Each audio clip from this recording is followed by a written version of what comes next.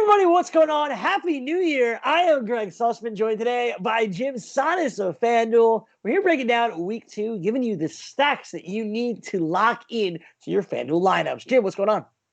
It is all good, Greg. Week number 2 is my favorite one for NFL DFS because we have actual data to look at, but also we can catch people underreacting or overreacting, and hopefully we are properly reacting. But I think that it always sets up as being a pretty fun slate across the board. So I am pumped for Sunday's games.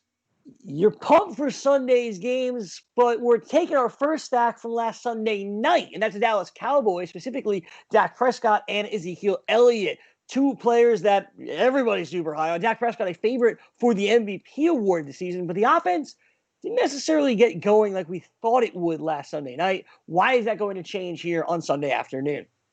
Yeah, I think that Atlanta defense can cure a lot of ills when it comes to various offenses. And the reason I wanted to pair Dak Prescott with Zeke Elliott for this week is that we've talked about this quite a bit on these shows, Greg, is that I want to get access to situations where I can soak up all the yardage and all the touchdowns within a specific team. And with the Cowboys, if we pair Dak with Zeke, we're probably going to get a whole lot of that because last week, Zeke Elliott had a really good role. 22 carries, 4 targets, and 88% of the snaps, which means that if we use these two guys together, we're probably going to get almost all the yards, and we're most likely to get all the touchdowns. And that's a really good situation when they're at home facing this Atlanta defense. So Dak didn't really fare all that well last week, but they've had an additional week of practice to get that rebuilt offensive line to hopefully gel together, get some cohesion there. They're facing the Atlanta defense. They're indoors once again, which I always like for sure. So we just saw what Russell Wilson did to this Atlanta defense. So I want to get back in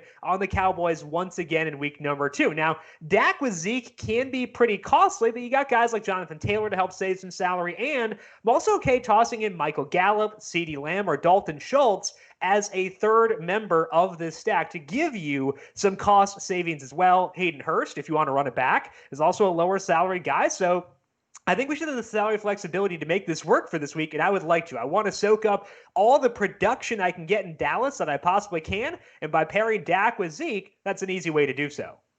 The Cowboys and the Falcons is going to be a high-scoring affair on Sunday, so let's take advantage. Let's get in Dak and Zeke. Like you said, once you do that, you're seemingly going to have every touchdown for this Cowboys team. So to be able to fit that in, well, that would equal or should equal quite a few points this weekend.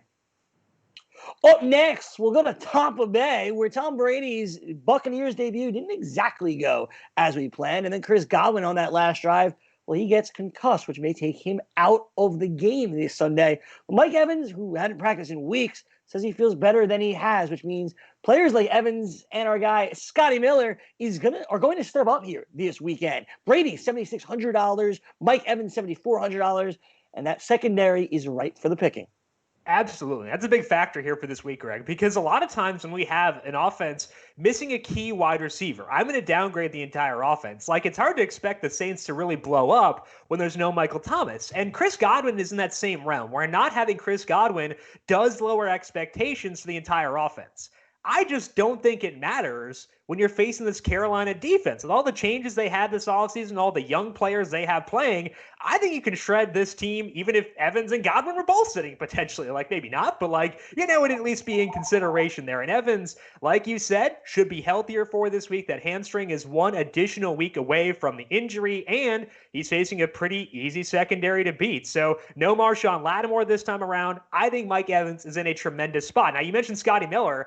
I think Miller is a good player to consider as well. He is $5,200. Ran a good number of routes last week, and that snap rate should be very high with Chris Godwin likely being out. So normally we do want to downgrade players who are playing without elite players within their offense. That would be bad for Tom Brady and potentially for Mike Evans as well. But I think for this specific week and this specific matchup, I'm okay with it. I'm going to load up with Brady and Evans, and I also think that Miller is a good option too. So the Bucs, despite missing a really key piece in their offense, still a team I want to target on Sunday. Without Chris Godwin, you may be nervous about Tom Brady, and I get it. Last Sunday night or Sunday evening, he didn't exactly look good. This Bucs team didn't look good, and everyone's already questioning, is Tom Brady done? Well, when you face the Carolina secondary, those questions are going to be no. That's how they're going to be answered, because they're not going to be done. Mike Evans, Scotty Miller, and Tom Brady should be in store for good games this Sunday.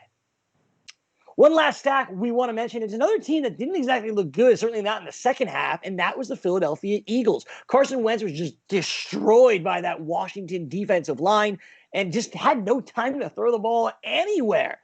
You're going back to him here on Sunday. You're going with Wentz, and you're pairing him up with Deshaun Jackson. I have to imagine if you like Jackson, Jalen Reagor is going to be here in the mix as well. Maybe even the tight ends, Dallas Goedert and Zach Ertz, depending on their price. Wentz is $7,300, and you're going down to Deshaun Jackson, who's very cheap here at $5,500.